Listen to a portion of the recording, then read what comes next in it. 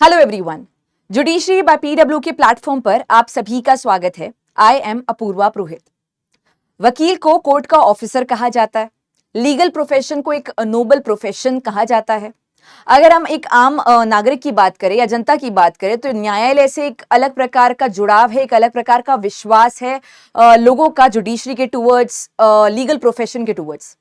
लेकिन अक्सर ऐसे मामले आते हैं जहां पर ये जो विश्वास है कहीं ना कहीं डगमगा जाता है। फिर चाहे ये विश्वास जज के टूवर्ड्स हो चाहे लॉयर के टूवर्ड्स हो। एग्जाम्पल के तौर पे जस्टिस यशवंत वर्मा वाली कंट्रोवर्सी पूरी की पूरी जो हुई, वहां पे लोगों का जुडिशियल सिस्टम से विश्वास कहीं ना कहीं शेक होते नजर आया। फिर कभी कभी कुछ ऐसे मामले आते हैं जहां पे वकील के द्वारा कोई ऐसा कृत्य किया जाता है कि पूरे के पूरे लीगल प्रोफेशन के ऊपर ही एक धब्बा लग जाता है।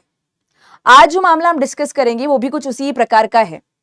केस का नाम है स्टेट वर्सेस परमानंद गुप्ता। परमानंद गुप्ता जी वकील हैं और लखनऊ कोर्ट में इन्हें लोग जानते भी हैं, मतलब इन्होंने अपना नाम भी कमाया है। लेकिन कभी कभी आप बहुत साल लगा लेते हो नाम कमाने में, लेकिन एक क्षण लगता है आपका नाम गंवाने में। ये भी कुछ ऐसा ही मामला है यहाँ पे। हालांकि एक क्षण नहीं है, काफी सारे मल्टीपल फेक केसेस इनके द्वारा फाइल किए गए हैं।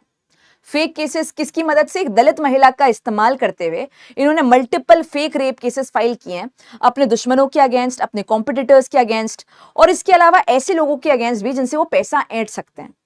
ये सारी की सारी चीजें एक वकील के द्वारा की जा रही है, जो कि अगेन मैंने इसीलिए शुरुआत में कहा कि ये कोर्ट के ऑफिसर कहा जा रहे हैं, या फिर हम इसे एक नोबल प्रोफेशन कंसिडर किए करते हैं लीगल प्रोफेशन को, कि जहां पे आप एक जनता की मदद करेंगे या उनके राइट्स के बारे में कुछ करेंगे। लेकिन यहाँ पे राइट्स के प्रोटेक्शन को छोड़िए, यहाँ पे तो राइट्स का एनक्रोचमेंट होते नजर आ रहा है, और इसके अलावा निर्दोष लोगों की जिंदगी बर्बाद करते हुए नजर आ रहे हैं वकील साहब। तो लखनऊ कोर्ट ने ट्यूसडे को सेंटेंस किया है लॉयर परमानंद गुप्ता जी को उम्र कैद के लिए। लाइफ इंप्रिजनमेंट की सजा सुनाई गई है। एक एग्जाम्पल सेटअप किया गया है, सेट किया गया है यहाँ पे लखनऊ कोर्ट के द्वारा, कि अगर आप इस प्रकार से अपनी लीगल नॉलेज का मिसयूज करते नजर आते हैं, जहां पे आप किसी के अगेंस्ट झूठे मामले करते नजर आ रहे हैं, लोगों की जिंदगियों के साथ खिलवाड़ करते नजर आते हैं, तो आपको उम्र कैद से कम की सजा मिलनी ही नहीं चाहिए। इस केस के फैक्ट्स के बारे में बात करें तो यहाँ पे जो वकील साहब है परमानंद गुप्ता जी, इन्होंने एक दलित महिला है उनके साथ में कोलैबोरेशन बोल सकते हैं, कॉन्स्पिरेसी लीगल टर्म्स में बोल सकते हैं, कॉन्स्पिरेसी रची। और यहाँ पे जितने भी लोग हैं जिनके साथ में इनकी कोई पर्सनल रंजिश है, या फिर जिनके पास पैसा ज्यादा है और ये पैसा ऐंठने का स्कोप रखते हैं, उनके ऊपर झूठे रेप केसेस फाइल करने स्टार्ट कर दिए। अगर बात करें तो नियरली डजन एफआईआर इनके द्वारा फाइल की गई है अलग अलग लोगों के अगेंस्ट। ये पूरा की पूरा मामला लाइमलाइट में कैसे आया, कैसे इस चीज के बारे में सबको पता चलता है, तो लखनऊ कोर्ट के द्वारा, इनफैक्ट इलाहाबाद हाई कोर्ट के द्वारा एफआईआर क्वॉशिंग की कुछ एप्लीकेशन को देखा जा रहा था, और ये इन्होंने नोटिस करा कि सेम ही टाइप के जो फैक्ट्स है, सेम ही टाइप की जो पार्टीज है, सेम लॉयर के साथ में मल्टीपल केसेस नजर आ रहे हैं। और सारे के सारे मामलों में, जैसे कि मैंने कहा, फेक रेप केस वाला मामला शामिल है, SC/ST एक्ट के प्रोविजन शामिल किए गए हैं। कुल मिला के ऐसे प्रोविजन जहां पे अक्यूज पर्सन का जेल में जाना तो तय हो जाता है। देखिए डिफरेंस ये आता है, अगर आप SC/ST एक्ट को अप्लाई कर लेते हो, जैसे एक दलित महिला रेप का केस कर रही है बट SC/ST एक्ट के प्रोविजंस को भी अप्लाई कर रही है, तो SC/ST एक्ट अपने आप में एक बहुत ही स्ट्रिंजेंट लॉ हो जाता है। अगर आप उसके सेक्शन नंबर 18A को रेफर करोगे तो वहां पे बेल ग्रांटिंग तो ऑलमोस्ट नामुमकिन ही कर रखी है। एंटिसिपेटरी बेल मिलने का भी कोई प्रावधान SC/ST एक्ट के अंडर नहीं होता है। अरेस्ट भी जो है पुलिस ऑफिसर आपके बिना वारंट के कर सकता है। कुल मिला के ज्यादा स्ट्रिंजेंट प्रोविजंस हैं SC/ST एक्ट के, और बहुत ज्यादा बर्डन होता है अक्यूज पर्सन के ऊपर अपनी इनोसेंस को प्रूव करने का। तो जैसे कि मैंने कहा कि यहाँ पे इलाहाबाद हाईकोर्ट ने नोटिस करा कि large number of cases file किए गए हैं एक महिला के द्वारा, दलित महिला के द्वारा, एक ही वकील के साथ मिलकर मल्टीपल लोगों के अगेंस्ट। और अगर हम लोग एक पूरा फिगर निकाले तो एक CBI को ये पूरा के पूरा जांच पड़ताल करने को कहा गया था इलाहाबाद हाईकोर्ट के द्वारा, और इस जांच में पाया गया है 11 फेक FIRs एंड 18 केसेस। 18 तो फेक केसेस और 11 फेक FIR फाइल की गई है मल्टीपल लोगों के द्वारा। और इनमें से पुराने काफी सारे ऐसे मामले हैं जहां पे पैसे के लेन देन के थ्रू समझौता करके मामले को क्वॉश भी किया गया था। इसके अलावा इन सारे के सारे मामलों में एविडेंस एकदम मिसिंग है, और इसके अलावा हम देख रहे हैं कि कोई भी सब्सटेंस नहीं है। ऊपर से सारी की सारी FIR के, जैसे कि मैंने कहा, फैक्ट सिमिलर नजर आ रहे हैं। पार्टीज, मतलब दिमाग भी लगाया नहीं गया, क्योंकि ऐसा कहते हैं ना कि गलत काम करने के लिए भी थोड़ा दिमाग अगर इस्तेमाल ना किया जाए तो आप बहुत ही गलत फंस सकते हो।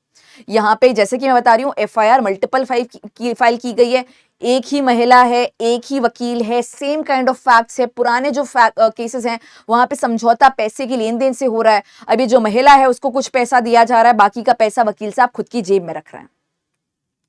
इसके बाद में जो महिला है उन्हें उन पे प्रेशर बनाया गया, उन्हें टेंडर ऑफ पार्डन दिया गया, मतलब भेजा गया कोर्ट के द्वारा। टेंडर ऑफ पार्डन आप जाके पढ़ सकते हैं, 306 सीआरपीसी के साथ पढ़ सकते हो, बीएनएसएस में भी जाके रेफर कर सकते हो, जहां पे एक अकम्प्लिस के पास में चीफ जुडिशियल मजिस्ट्रेट के द्वारा या जुडिशियल मजिस्ट्रेट फर्स्ट क्लास के द्वारा टेंडर भेजा जाता है कि अगर आप यहाँ पे आके सारी स्टोरी बताते हैं सच्चाई के साथ तो आपको कुछ ना कुछ पार्डनिंग, आपकी सजा में थोड़ा सा रिडक्शन हो जाएगा, कोई अलग प्रकार से आपको बेनिफिट मिल जाएगा, तो उसकी वजह से अकम्प्लिस आके पूरी स्टोरी बता सकता है। तो यहाँ पे दलित महिला ने उस चीज को एक्सेप्ट किया और सारी महिला बताई, सारी की सारी महिला नहीं, सारी की सारी स्टोरी कोर्ट के सामने बताई कि किस तरीके से वकील साहब ने इनको अप्रोच किया था, इनके पास ये पैसे नहीं थे और उन्हें भी लगा कि शायद पैसे की मुझे रिक्वायरमेंट है और ये चीज मैं कर सकती हूँ। इसके बाद में लखनऊ कोर्ट इन्हें कन्विक्ट करता है इस सारी की सारी एविडेंसेस के बेसिस पर, ये पूरे सर्कमस्टेंशियल चेन के बेसिस पर आजीवन कारावास के लिए, और आजीवन कारावास के अलावा 5.1 लाख का फाइन भी इनके ऊपर इम्पोज किया गया, जो कि अपने आप में एक बहुत ही बड़ा फाइन है। ये जो प्राइमरीली पनिशमेंट दी गई थी बीएनएस के सेक्शंस के अलावा एससी एसटी एक्ट का सेक्शन 3 सबसेक्शन 2 क्लॉज 5 के अंडर भी दी गई थी। ये जो आपका प्रोविजन है ये कहता है कि अगर कोई भी पर्सन आईपीसी किसी ऑफेंस के अंदर चार्ज किया जा रहा है जिसकी सजा 10 या 10 से ज्यादा की साल की हो रही है, तो एससी एसटी एक्ट में उसकी पनिशमेंट सेम ही पनिशमेंट मिलेगी, आपकी आजीवन कारावास की। तो ये सारे के सारे पनिशमेंट्स इनके ऊपर इम्पोज किए गए, बीएनएस के प्रोविजंस को भी अप्लाई किया गया, और डिफरेंट काइंड ऑफ चीजें यहाँ पे डिस्कशन में आती है, कोर्ट के सामने बातें आती है, जहाँ पे समझ में आता है कि कैसे एक रैकेट भी चल रहा है। हम लोग ऐसा समझते हैं कि फेक केस कोई क्यों करेगा और आमतौर पे महिला के द्वारा ऐसी चीज क्यों की जाएगी, और कभी कभी ऐसा भी लगता है कि शायद कोई पर्सनल एनिमिटी की वजह से कर सकता है, रंजिश की वजह से कर सकता है, लेकिन यहाँ पे तो पूरा की पूरा एक रैकेट चलाया जा रहा है वकील साहब के द्वारा एक महिला का इस्तेमाल करते हुए, और दोनों लोग ही इसमें इक्वली पार्टिसिपेट कर रहे हैं, नजर आ रहा है इस चीज के बारे में। और जो सजा है मेरे हिसाब से बिल्कुल एप्ट है, इस प्रकार के मामलों में सजा इसी प्रकार की होनी चाहिए, यानी कि स्ट्रिंजेंट पनिशमेंट ही होनी चाहिए, क्योंकि यहाँ पे जो है किसी की जीवन बर्बाद होने वाला मामला है। मतलब अगर आप ऐसे झूठा केस किसी के अगेंस्ट कर रहे हो तो एक पर्सन की नौकरी जा सकती है, समाज में रेप्यूटेशन टार्निश हो सकती है, सोशल लेवल पर उसका बहिष्कार हो सकता है, ये सारी चीजें हो सकती है। तो जो पनिशमेंट यहाँ पे वकील साहब को दी गई है बिल्कुल ही अप्रोप्रिएट दी गई है। आप मुझे बताइए यहाँ पे आपको इस पर्टिकुलर केस के बारे में क्या फील होता है। इसके अलावा thank you so much for joining in, see you all in the next class.